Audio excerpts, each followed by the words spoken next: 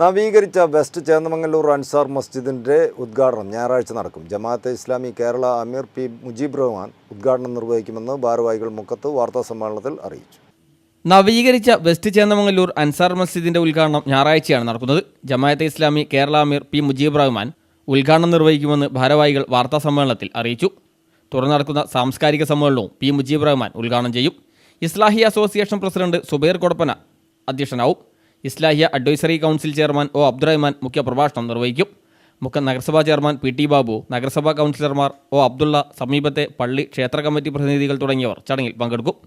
43 വർഷം പഴക്കമുള്ള പള്ളി റോഡ് നവീകരണത്തിനായി മുൻഭാഗം പൊളിച്ചു മാറ്റുകയായിരുന്നു. തുടർന്ന് നാട്ടുകാരുടെയും പ്രവാസികളുടെയും അഭ്യുദയകാംക്ഷികളുടെയും സഹായത്തോടെ 1 വർഷം കൊണ്ട് നവീകരണം പൂർത്തിയാക്കുകയും ചെയ്തു.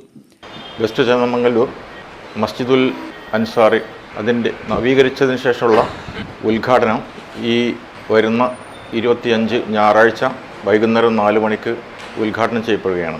ജമാഅത്തെ ഇസ്ലാമി കേരള അമീർ പി മുജീബ് റഹ്മാൻ സാഹിബ് അസർ സംസ്കാരത്തിന് നേതൃത്വം കൊടുത്തുകൊണ്ടാണ് ഉദ്ഘാടനം.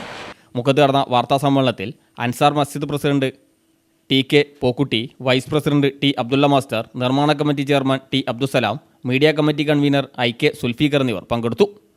CTV പ്രാദേശിക വാർത്ത മുക്കം.